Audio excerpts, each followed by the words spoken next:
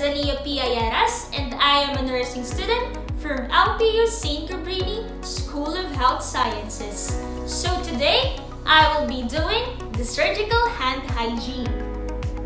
So now, let us talk about the purpose of surgical hand hygiene.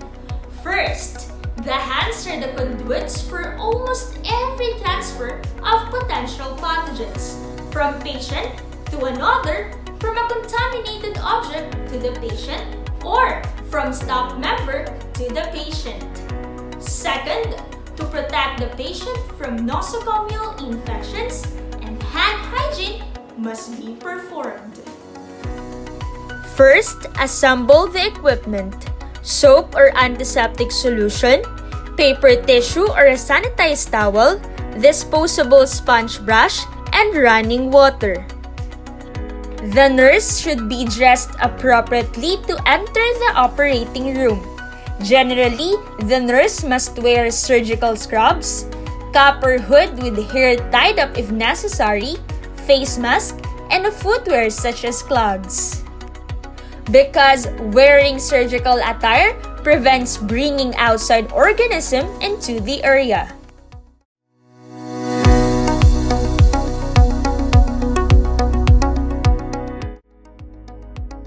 First, turn on the faucet. Be sure to adjust the flow so the water is warm. You know why?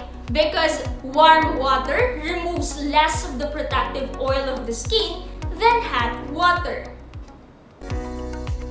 Wet the hands thoroughly by holding them under the running water and hold the hands higher than the elbow during this hand wash.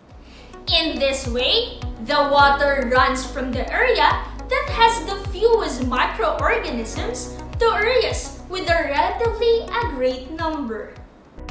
Apply the soap to the hands using your elbow in pouring it. In my condition, I am using a liquid soap. So, I use my elbow to press it down and pour it into my hands. Use firm, rubbing, circular movements. Rub the left palm of your hand using your right hand and vice versa. Then rub the left back of your hand using your right hand and vice versa.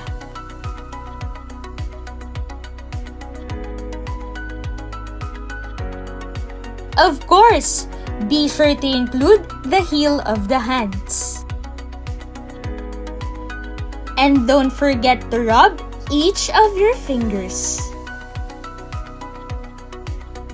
Continue this motion for at least 15 seconds.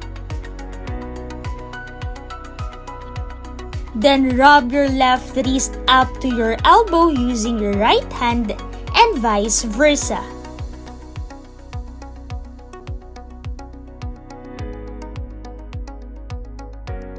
The circular action creates friction that helps remove microorganisms mechanically.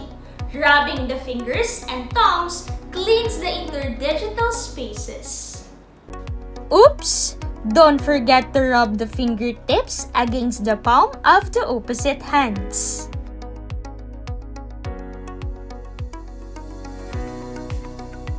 You know why? Because the nails and fingertips are commonly missed during hand washing. Thoroughly wash and rinse the hands and forearms under the running water, letting it run from the fingertips to the elbows so that the hands become cleaner than the elbows.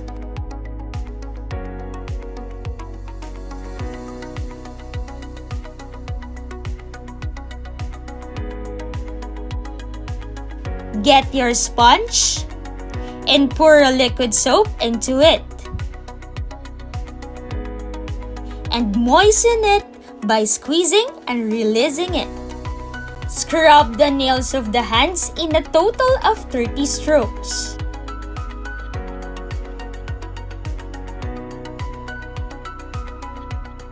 If you are using a nail brush, avoid scrubbing to the fingers palms, or hands, as this could cause skin damage. Then scrub back of hands in a total of 20 strokes. Scrub side of each finger in a total of 20 strokes.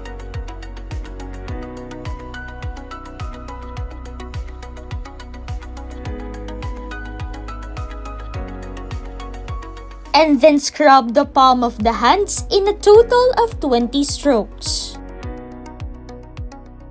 And last, scrub the forearm in a total of 20 strokes.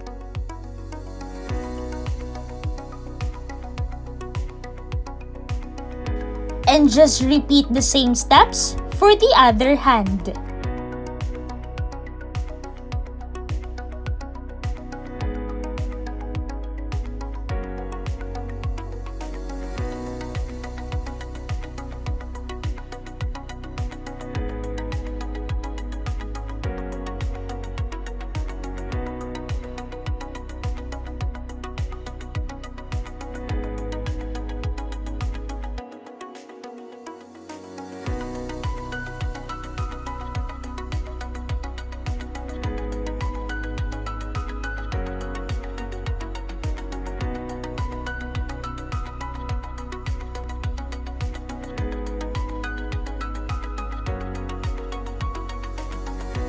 The purpose of the surgical hand rub or hand scrub is to remove debris and transient microorganisms from the nails, hands, and forearms to reduce the resident microbial count to a minimum and to inhibit rapid rebound growth of microorganisms. And dispose the sponge in the appropriate container. Thoroughly wash and rinse the hands, starting from fingertips down to your elbow.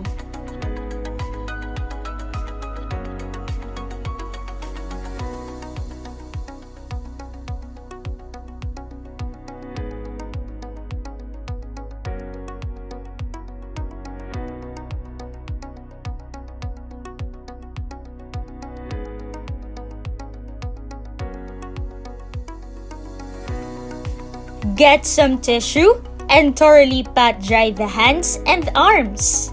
And remember, dry it without scrubbing, okay? Moist skin becomes chapped readily as this dry skin that is rubbed vigorously.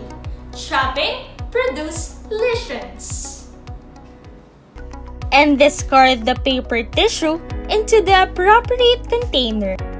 Get a new tissue in pat drying the other hands and arms.